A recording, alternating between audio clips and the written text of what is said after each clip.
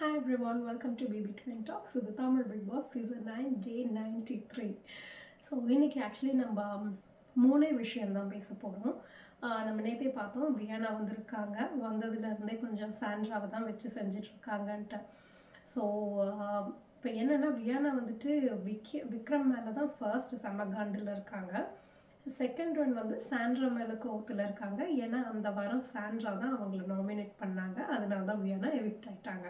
So Sandra மேலேயும் செம கடுப்பில் இருக்காங்க. அண்ட் ஆல்சோ இப்போ வெளிய விஷயங்களெல்லாம் பார்த்துட்டு தான் வந்திருக்காங்க. சாண்ட்ராக்கு ஓவராலாகவே எல்லாரும் வந்து ட்ராமா நடிக்கிறாங்க அப்படின்ற மாதிரி தானே பேசிகிட்டு இருக்காங்க. ஸோ அதனால அவங்க full on like fire with Vikram and Sandra அப்படின்ற மாதிரி தான் இருக்குது.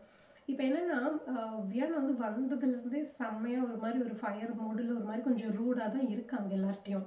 அது சில பேர் ஒரு மாதிரி எப்படி பேசுகிறாங்கன்னா வெளியே வந்துட்டு எதுக்கு வந்தோமா லாஸ்ட் ஒரு 1 வீக் தானே கொஞ்சம் ஸ்வீட்டாக இருந்துட்டு இருக்கிற பேரை காப்பாற்றிட்டு போய்க்கலாம்ல அப்படின்ற மாதிரி சொல்கிறாங்கன்னா நமக்கு வந்து ஆஸ் அன் ஆடியன்ஸ் பார்க்குறப்போ ஓகே அவங்களுக்கு வந்து இது ஓகே லாஸ்ட் 1 வீக் தானே அப்படி இருக்கும். ஆனால் அவங்க இடத்துலேருந்து யோசிச்சு பாருங்கள், அவங்க கண்டஸ்டன்ஸ் மேபி நம்மளும் அந்த இடத்துல இருந்தால் தான் அது புரியும். நம்ம வெளியே போய் நிறைய விஷயங்கள் பார்க்குறப்போ நம்மளை இந்த மாதிரிலாம் வச்சு செஞ்சுருக்காங்க அதர் கண்டஸ்டன்ஸ் அப்படின்னு நினைக்கிறப்போ திரும்ப அந்த வீட்டுக்கு போகிறப்போ இதுதான் அவங்களுக்கு ஒரு சான்ஸ். எல்லா கேமராவும் பார்ப்போம், எல்லாரும் பார்க்குறப்போ அவங்களுக்கு சில விஷயங்கள் கிளாரிஃபை பண்ணணும். அது ஒன்று தான் அவங்களுக்கான டைம் அந்த ஒரு லாஸ்ட் 1 வீக். ஸோ அவங்க வந்து அப்படி தான் பிஹேவ் பண்ணுவாங்க. தட் இஸ் லைக் எனக்கு புரியல. அவங்க போயிட்டு இது ஒரு இந்த மாதிரி ஒரு கேம் ஷோன்னு தெரிஞ்சு தான் வந்திருக்கோம். அவங்க வந்துட்டு இனி இப்போ லாஸ்ட் ஒரு 1 வீக் மட்டும் ஓகே நடந்ததெல்லாம் நடந்துட்டோம், அசிங்கப்பட்டது அவங்க தான். ஸோ அதனால் இப்போ லாஸ்ட் வீக் 1 வீக் ஸ்வீட்டாக இருக்கலாம் அப்படின்ற மாதிரி பேசுறதுல எனக்கு உடன்பாடு இல்லை. அவங்களுக்கு ஏதோ கோவங்கள் இருக்குன்னா அவங்க இந்த வாரம் தான் அதை காட்டி ஆவாங்க. அதுக்கு வேறு வழி இல்லை. ஏன்னா நம்ம அஃபெக்ட் ஆனால் தான் நமக்கு தெரியும். நமக்கு பின்னாடி ஒருத்தங்க பேசியிருக்காங்க, இல்லை ஒருத்தங்களால தான் நம்ம எவிக்ட் ஆகி வெளியே போயிருக்கோம் அப்படின்ற விஷயங்கள்லாம் நமக்கு வெளியே வந்து பார்த்துட்டு திரும்ப உள்ளே போய் அவங்க ஃபேஸை பார்க்குறப்ப நமக்கு கோவம் வரதான் செய்யும். இல்லைன்னா அவங்க அந்தளவுக்கு செயின்ட்டாக இருக்கணும், அவ்வளோ நல்லவங்களாக இருக்கணும்னா. ஸோ வியானா இப்போ செம கடுப்பில் தான் சாண்ட்ரா மேலே வந்திருக்காங்க. ஸோ என்னென்னா பட் சாண்ட்ரா வந்து இப்போ பயங்கர அம்பி மோடில் தான் இருக்காங்க இல்லையா. ஸோ இப்போ இன்றைக்கி இப்போ பார்த்தீங்கன்னா அடுத்து பிரவீன் ராஜ், பிரவீன் காந்தி, திவாகர் இவங்க 3 பேரும் நெக்ஸ்ட் வந்துட்டாங்க. இப்போ வந்ததுலேருந்தே ஓவராலாக எல்லோரும் வந்து இப்போ இந்த கைஸ்லாம் இப்போ வந்தவங்க யாரும் பெருசாக சாண்ட்ராவை இன்னும் ஆரம்பிக்கல. பட் நான் சொல்கிறேன் முடிஞ்ச அளவு வியானா வந்து சாண்ட்ராவோட ட்ராமாவை வெளியே வந்துட்டுருக்காங்க. ஸோ இப்போ இன்றைக்கி என்னென்னா இப்போ காலையில் மார்னிங் எழுந்திரிச்சதும் வியானா வந்து கிச்சனில் ஏதோ குக்கிங் ஆரம்பிச்சிருப்பாங்க, பாத்திரம்லாம் கழுகாமல் இருக்கும். ஸோ அவங்க வந்துட்டு திவ்யா கிட்ட புலம்பிகிட்டு இருப்பாங்க. இப்போ யாருமே யாரும் இல்லைல்ல. ஸோ இருக்கிறவங்க தானே 6 பேரும் வந்துட்டு லைக் நம்ம டாஸ்க்கெல்லாம் டிவைட் பண்ணி ஆகணும். ஸோ இப்போ இவ்வளோ பாத்திரம் கிடக்குது, யாராவது வந்து கழுவலாம்ல அப்படின்னு சொல்லிட்டு வெளியே வந்துட்டு சாண்ட்ரா, சபரி, ஆரோரா அவங்களாம் ரவுண்டாக உட்காந்து பேசிகிட்டு இருக்கப்போ அவங்கள கூப்பிட போவாங்க. அவங்க காமனாக போயிட்டு தான் வியானா ஆரம்பிப்பாங்க. அங்கே வந்து இவ்வளோ பாத்திரம் கிடக்குது, யாராவது கழுவலாம்லன்ட்டு. இப்போ சபரி சொல்லுவாங்க, ஆல்ரெடி சபரி வந்து வேறு ஏதோ ஒரு டாஸ்க் நான் பண்ணிட்டேன், ஆரோராவும் நான் ஏதோ வேலையை பண்ணிட்டேன் அப்படின்ற மாதிரி சொல்கிறப்போ சாண்ட்ரா வந்து கொஞ்சம் ஒரு மாதிரி ரூடாக வந்துட்டு ரூடான்னு இல்லை, அவங்க அந்த பேசுகிற துணியே சம்டைம்ஸ் கொஞ்சம் ஒரு மாதிரி ஒரு என்ன சொல்கிறது கொஞ்சம் ஒரு பாஸியாக தானே இருக்கும். சமையல் வேலை அதை வியானா என்ன சொல்லுவாங்கன்னா என்னால் பாத்திரம் கழுக முடியாது, ஏன்னா சமையல் நான் தான் பண்ணுறேன் அப்படின்ற மாதிரி சொல்லுவாங்க. ஏன்னா சபரி வந்து நீ கழுவலாம்ல அப்படின்னு கேட்டப்போ அப்போ உடனே சாண்ட்ரா வந்துட்டு நீ சமையல் பண்ண வேண்டாம், ஏன்னா நானும் திவ்யாவும் ஆல்ரெடி பண்ணுறோம், நீ பாத்திரம் கழுகு அப்படின்ற மாதிரி சொன்னதும் எனக்கு அது ரொம்ப ஒரு மாதிரி அஃபெண்ட் ஆகிடும். இவங்க யார் நான் சமையல் பண்ணணுமா பண்ண வேணாமான்னு சொல்கிறதுக்கு அப்படின்ற மாதிரி.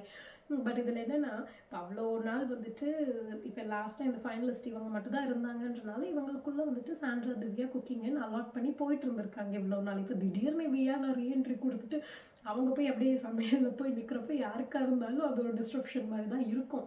பட் அகெயின் வியானாவை வந்து சாண்ட்ரா சொல்ல முடியாது, இந்த ஹவுஸ் வந்து எல்லாருக்கும் ஈக்குவல் தான் இல்லையா. ஸோ வியானா வந்து நீங்கள் என்ன அப்படி சொல்ல முடியாது, ஹவு கேன் யூ சே என்னை போய் நீ பாத்திரம் கழுகு அப்படின்னு எப்படி நீங்கள் சொல்ல முடியும் அப்படின்ற மாதிரி வியானா வந்து அங்கே வந்துட்டு ஆக்சுவலி வேணும்னே ஒரு ஃபைட் ஆரம்பித்த மாதிரி தான் இருந்தது. சாண்ட்ரா முடிஞ்ச அளவு நிஜமான சாண்ட்ராவாக இருந்து இந்த மாதிரிலாம் விட்டு வைக்க மாட்டாங்க. பட் சாண்ட்ரா வந்துட்டு ஐயோ லாஸ்ட் 1 வீக் எப்படியாச்சும் நம்ம கட்டுப்படுத்தி இருந்துட்டு முடிஞ்ச டைட்டில் வாங்கிட்டு போயிடலாம் அப்படின்ற மாதிரி இருக்கிற மாதிரி தான் இருக்குது. சாண்ட்ரா எதுவுமே வாயே விட மாட்டாங்க. ஆனால் வியானா வந்து திரும்ப அதை ஃபைட்டை க்ரியேட் பண்ண ட்ரை பண்ணிகிட்டே இருப்பாங்க. ஹவு கேன் யூ சே நான் என்ன பண்ணும் நீங்கள் எப்படி சொல்லலாம் அப்படின்னு கொஞ்சம் சண்டைகளுக்கு ட்ரை பண்ணுவாங்க.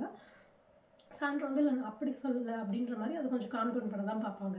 அதுக்கப்புறம் உள்ளே போய் வியானா வந்துட்டு நான் வந்து வியானா வந்துட்டு அவங்களோட ஃப்ரஸ்ட்ரேஷன்ஸ் நிறைய விஷயங்கள் வெளியே பார்த்ததை உள்ளே காட்டுறாங்க. அது நான் எதுவுமே அப்போஸ் பண்ணல. பட் சம்டைம்ஸ் அவங்க யூஸ் பண்ணுற வேர்ட்ஸ் இப்போ வந்ததுலேருந்து கொஞ்சம் ரொம்ப ரூடாக தான் இருக்காங்க.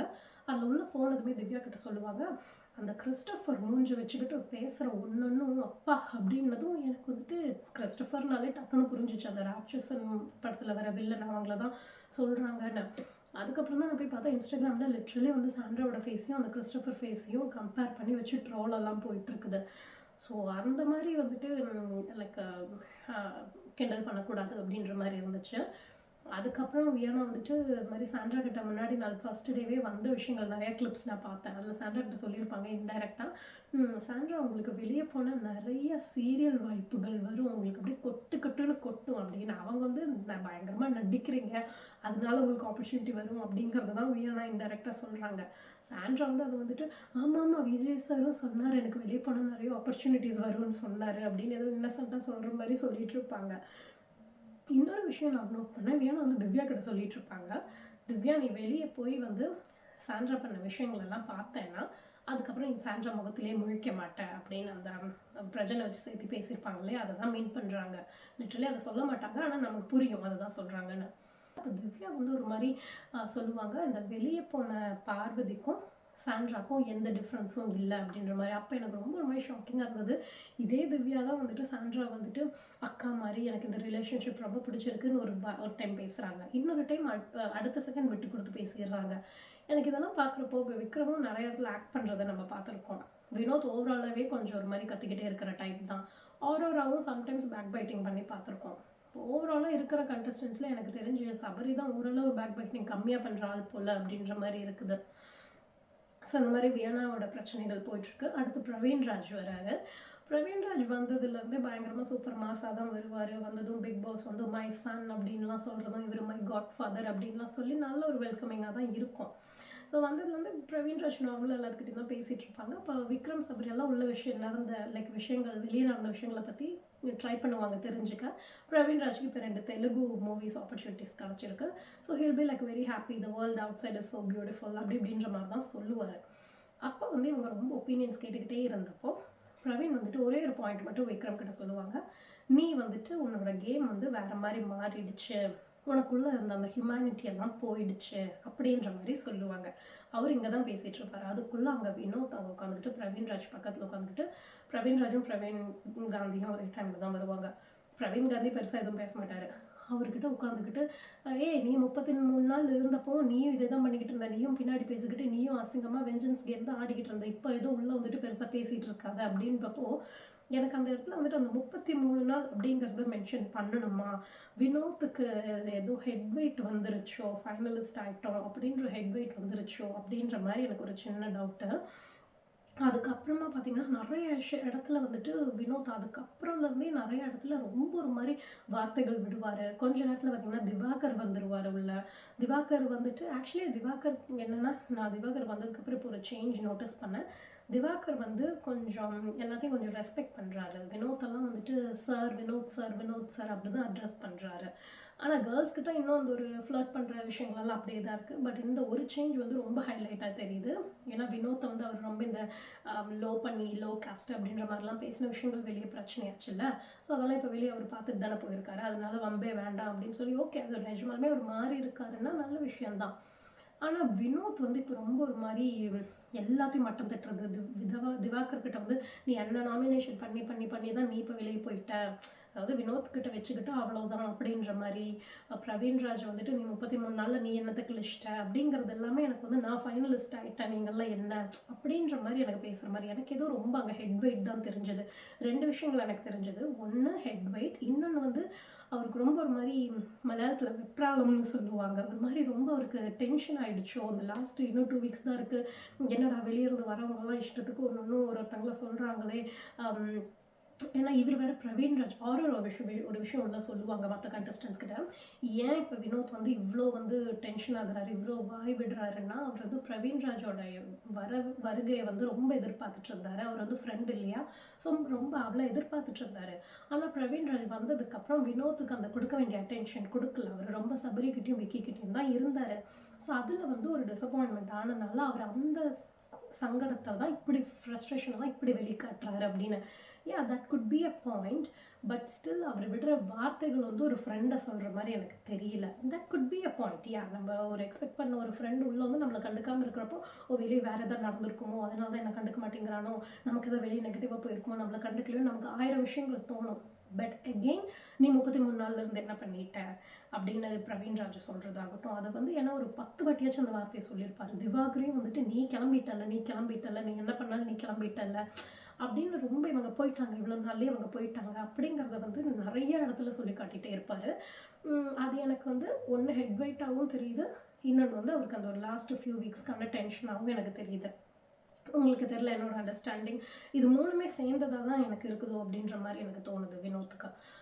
அடுத்தது பார்த்தீங்கன்னா, பிரவீன்ராஜ் முடிஞ்ச அளவு வாயே தரமாட்டார். அதை அவர் சொல்லவும் செஞ்சிருவார். நீ என்ன ட்ரை பண்ணுற அதை நான் கொடுக்க மாட்டேன் அப்படின்னா, ஒரு இடத்துல பிரவீன் வந்து விக்கி கிட்டே சபரிக்கிட்டே சொல்லிட்டு இருப்பாரு, நான் முடிஞ்ச அளவு வினோத் கிட்ட போக மாட்டேன். ஏன்னா அப்புறம் வெளியே இருக்கிறவங்க வந்து பிரவீன்ராஜே வினோத்துக்கு சப்போர்ட்டா அப்படின்னு யோசிப்பாங்க அப்படின்னு. எனக்கு பிரவீன்ராஜ் அவரை ரொம்ப அப்படி தூக்கி வச்சு பார்க்குறாரோ அப்படின்ற மாதிரி இருந்தது. ஏன்னா பிரவீன்ராஜ்க்கு வெளியே நல்ல ஒரு வெல்கம் தான். அவரே எவிக்ட் ஆனது வந்து அன்ஃபேர்ன்ற மாதிரி தான் பேச்சு இருக்குது. ஸோ அப்படி இருக்கிறப்ப அவர் வந்து நானே வினோத் கிட்ட பேசுகிறேன்னா அப்படிங்கிறது வந்து அவரே அவரை ரொம்ப சுப்பீரியராக காட்டிக்கிற மாதிரி இருந்துச்சு. ஸோ இந்த மாதிரி இப்போ வினோத் வந்து ரொம்ப ஒரு மாதிரி கண்ட்ரோல் இல்லாமல் போயிட்டுருக்காரு. எல்லாத்துக்கிட்டையும் சபரிக்கிட்ட தேவையில்லாமல் சண்டை போடுறதுன்னு, அதாவது சின்ன சின்ன சின்ன விஷயங்களுக்கெல்லாம் எல்லாத்தையும் இன்சல்ட் பண்ணுறது, எல்லாத்துக்கும் கத்துறது. திவாகர் போய் அவரோட சூட் கேஸை வந்து சூப்பர் டீலக்ஸ் ரூமில் வச்சுருப்பாரு. அது அவர்கிட்டயே கேட்காம அவர் பாட்டுக்குள்ளே போய் அவர் சூட் கேஸ் எடுத்துகிட்டு வெளியே வந்து வச்சுட்டு, நீங்கள் வந்துட்டு அங்கே அந்த ரூமில் படுத்துக்கோங்க, இங்கே வந்து பிரவீன்ராஜ் ஆல்ரெடி பெட் ஆக்கியூபை பண்ணியாச்சு. அது பேசிக்கலி ஒரு மேனர்ஸ் இல்லை இல்லையா? நம்ம பேக் அவங்க பாட்டுக்கு ஒரு ரூம்லேருந்து வெளியே எடுத்துகிட்டு வந்து அங்கே நீ படுக்க முடியாது அப்படின்னு சொல்கிறதுக்கு. அவங்க வந்து திவாகர் வந்து உங்களுக்கு சுத்தமாக மெச்சூரிட்டியே இல்லை, ஏன் அந்த பெட்டில் நானும் பிரவீன்ராஜும் சேர்ந்து கூட படுப்போம், அது எப்படி நீங்கள் பாட்டுக்கு என் பெட்டியை எடுத்துகிட்டு வரலாம் அப்படின்னு கேட்குறப்போ, அப்போ ஒரு வினோத் ஒரு வார்த்தை சொல்லுவார், இங்கே பாரு வந்தியா கிளம்புனியான்னு இருக்கணும் அப்படின்னு. எனக்கு அதுவும் வந்து ரொம்ப ரூடாக இருந்தது. இதுன்னு அவரோட வீடா, வந்தியா கிளம்புனியான்னு இருக்கணும், இது எல்லாமே ரொம்ப ஒரு அந்த ஃபைனலிஸ்ட் ஆகிட்டோன்ற அந்த தலகணத்தில் ஆடுற மாதிரி தான் எனக்கு தோணுது. அகெயின் அவர் வந்து நிறையா அவர் வின் பண்ணட்டும், எனக்கு சந்தோஷம் தான். அவருக்கு நிறைய அந்த 50 லட்சம் அவருக்கு கிடச்சா நிறைய விதத்தில் ஹெல்ப்ஃபுல்லாக இருக்கும், அதெல்லாம் கரெக்டு தான். பட் அதுக்கு அவர் டிசர்விங்கா அப்படிங்கிறது ஒரு மிகப்பெரிய கொஷின் மார்க்காக எனக்கு இருக்குது. ஸோ இந்த விஷயங்கள் நடக்குது. ஸோ இப்போ வியானா சாண்ட்ராவை எதிராக பேசுகிறதாகட்டும், பிரவீன்ராஜுக்கும் வினோத்துக்கும் நடக்கிற கிளாஷு, வினோத்துக்கும் திவாகருக்கும் நடக்கிற கிளாஷு. பிரவீன் காந்தி ஃபஸ்ட்டு வந்த வீக் அப்போ எப்படி இருந்தாரோ அதே மாதிரி தான், நான் வந்து வந்தேனா போனேனா அப்படின்ற மாதிரி தான் இப்போவும் இருக்கார். ஸோ இந்த மாதிரி விஷயங்கள் நடக்குது. அதுக்கப்புறம் ஒரு மணி டாஸ்க் நடக்குது. அவ்வளோதான். இன்றைக்கி வந்து இவ்வளோ விஷயங்கள் தான் நடக்குது. ஆனால் உள்ளே வந்து இப்போ என்னென்னா, பழைய கண்டஸ்டன்ஸ்லாம் லைட்டாக கொஞ்சம் கன்ஃபியூஸ் ஆக ஆரம்பிச்சிருக்காங்க. என்னடா ஆளாளுக்கு வந்து நம்மள ஒன்று சொல்கிறாங்களே, இது என்னடா அப்படின்ட்டு. ஆஃபீஸில் வெளியேந்து வரவங்க கன்ஃபியூஸ் பண்ணுறதுக்காக தான் இந்த வாரமே. ஸோ அது வந்து ஒர்க் அவுட் ஆக ஆரம்பிச்சிருக்கு. நமக்கு நாளைக்கு வெயிட் பண்ணி பார்க்கலாம், யாரெல்லாம் வராங்க, இதனால என்னென்ன மாறப்போகுதுங்கிறத பார்க்கலாம். பட் நான் எதிர்பார்க்கவே இல்லை, சாண்ட்ரா ரொம்ப செல்ஃப் கண்ட்ரோல்டாக இருக்காங்க. நாளைக்கு இதை வரவங்க உடைக்கிறாங்களான்னு நமக்கு வெயிட் பண்ணி பார்க்கலாம். Until then, see you guys tomorrow. Bye bye.